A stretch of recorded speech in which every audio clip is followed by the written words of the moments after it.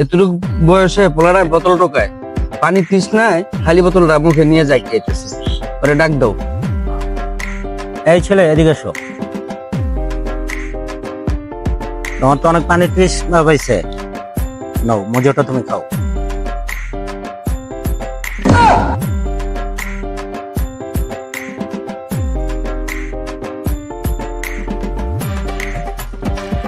দেখছেন ভাই, পিছিটারে দিলাম খাইতে, বাঙ্গারি টোকাই কি করলো, মজুটা ফালায়া টোকা লইয়া যেতেছে কাগজ থেকে। এই জন্যই তো বলি মানুষের উপকার করুন নাই, টোকাই টোকাই অভ্যাসই রয়ে যাবে সারা জীবন।